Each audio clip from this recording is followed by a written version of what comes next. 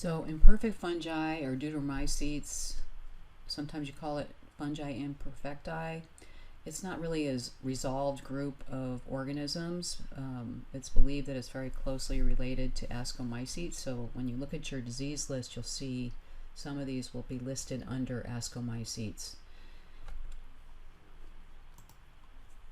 So one of the diseases you'll find in this group are juniper twig blight. It happens on the current year's growth.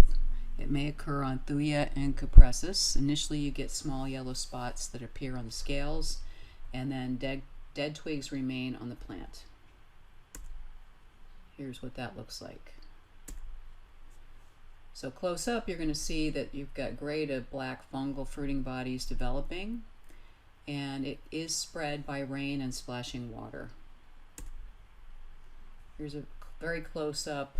On the left you can see here's a juniper that's got the disease, and then if you look closely you'll see the fruiting bodies on the right. So with all of these diseases, avoiding overhead watering is key. You want to avoid wounding the plants. Do not over fertilize them, and then prune and destroy infected twigs, which if you've worked with juniper you know that's no easy task. You should decide whether you really want to have this juniper. Is this really worth all that work?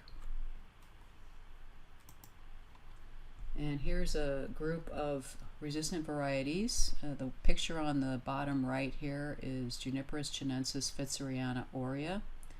But there's several varieties that are resistant. So if you're really keen on having a juniper, you might consider one of these. Verticillium wilt is a soil-borne fungus. It can remain in the soil for many years, and wet soils just keep it thriving. It grows within the xylem after it enters the roots, and you'll see one section of the plant will wilt and die back. So you can see if you do a cross section here you're going to see the fungus has gotten into the main stem of the plant, so it's preventing water from moving to the top of the tree. So you'll see on the right here, it's the middle of the summer, this is a plant that is probably half dead from verticillium wilt. So there's a lot of susceptible plants, and I did list some on Canvas, a list of susceptible and resistant. So if you've got it in the area, you definitely want to make sure if you replace your plant you're using resistant species. And it's also, I don't have it here, but it also occurs on basil.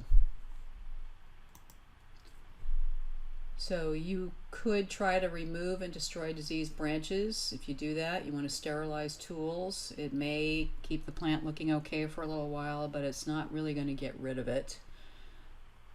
You want to remove and destroy severely diseased or dead trees, including the roots. And then you want to use disease-resistant species and varieties, and make sure you're watering the tree properly so it's not more susceptible to these problems.